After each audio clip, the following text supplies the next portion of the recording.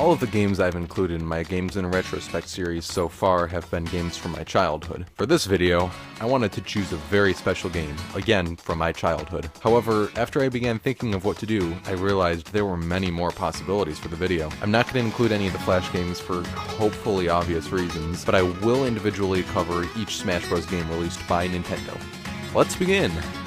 Well, here we are. I've played games that are an amazing experience, but their enjoyability greatly diminishes after the first playthrough. I've played games that aren't even fun the first time through.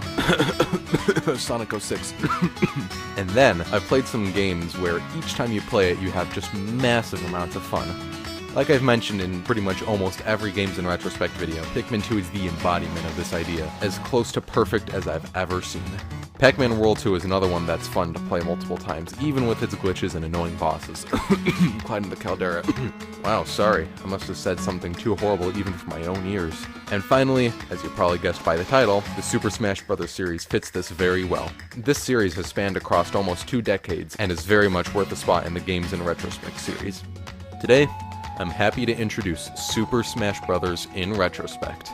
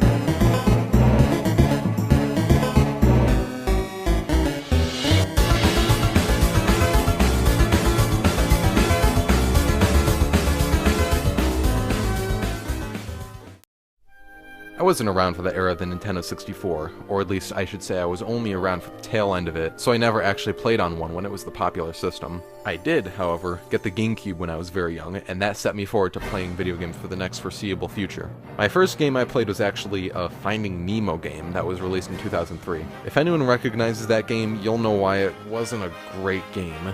For me though, having never played another game before, I loved that game so much. There were a few portions that I remember always having to get help from my dad for because they were just too complex for my feeble mind, but I still played it constantly. Then I was introduced to one of the best games of all time, a game I still return to this day, and a game that even 15 years after its release is still loads of fun to play. This game is Super Smash Bros. Melee. I remember the day I got this game and how much I played it for what had to be around 15 hours straight, and I loved it. Every minute was pure enjoyment, and especially considering I never played another game aside from the subpar Finding Nemo video game, it was one of the most fantastic experiences I ever had. It became so engrossing that my parents actually had to set a timer for an hour each time I went to play, so I wouldn't play too much each day. Yeah, quite different from how parents nowadays treat their kids. Oh, you're bleeding from playing 48 hours straight? Do you want to take a break? Shut up, Mom! This is my life! Okay, sweetie, just checking. Yeah, my parents limiting my time actually helped me a ton to limit myself later in life so I don't become too encapsulated in games. But anyways, I'm breaking off into a discussion for some other time. My point is that I played this game constantly. Having limited time really made it difficult to unlock Mewtwo since he required 20 or so hours of versus mode stuff, and since I just loved, and still love to this day, the adventure mode so much, I never really did versus mode. And I saw versus mode as a multiplayer mode only. I didn't figure out you could actually set CPUs on for a really long time.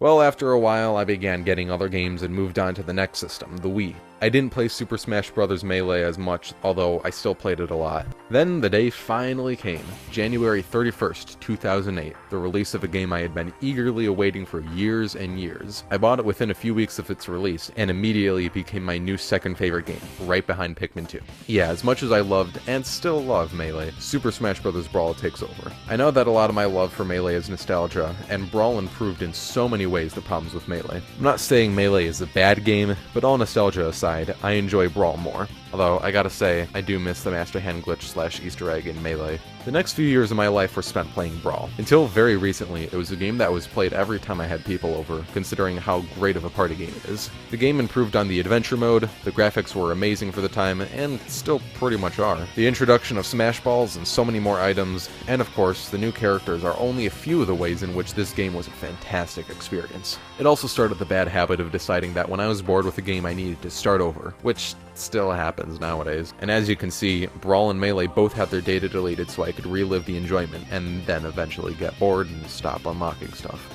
Because that's just how do.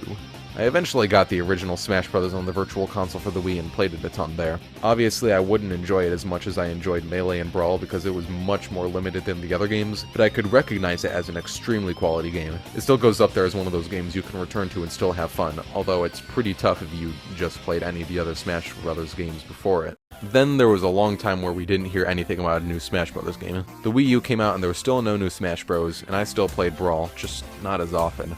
For you see, I got an Xbox 360 and spent a lot of time playing Halo and Black Ops Zombies. Playing Brawl seemed passé, and it just kinda seemed to fall out of my mind. Every once in a while my friends and I would plug in the old Wii, that sounds kinda bad, to play some more Melee and Brawl, but it didn't really happen too often. Then, Smash 4 was released for the Wii U on October 3rd of 2014, and I couldn't get it because I didn't have a Wii U. It wasn't until Christmas Day of 2015 that I finally got the Wii U, and then shortly after got Smash 4. That feeling that I got seeing that intro and hearing that music, the chills down my spine, the stupid smile of happiness on my face. It was a great experience. Smash 4 is just such a great game and has already given me such great memories, although it's only been in my repertoire of games for a few months. I returned to it more than the other Smash Bros. Games, mainly just for the reason that it's still new for me and I still have many things to do with it. And of course, it is more fun than the other Smash Bros. Games. All nostalgia aside, it is again more superior from my viewpoint. I know each one has its strengths and weaknesses, and it has so many more things to do, including online functionality. I know that Brawl had this as well, but it was pretty difficult to play online for numerous reasons. And it's an even better party game, especially with the 8-player Smash. And my 3 favorite letters in the world. Dilk. DLC. However, in this game, DLC is definitely worth it. Although I would love for the new characters to be free and stuff like the Mii costumes to be DLC, since we already have paid so much for the game, there's still enough content in the game that it's pretty much worth it. And this takes us up to today. Yeah, that was a lot of stuff. And that was only the intro. Now I'm going to go more into depth with every game. Click on any of the annotations on the screen to take you to one of the Smash Bros. Games, or click in the center video for the final thoughts. Thanks for watching, and I'll see y'all next time.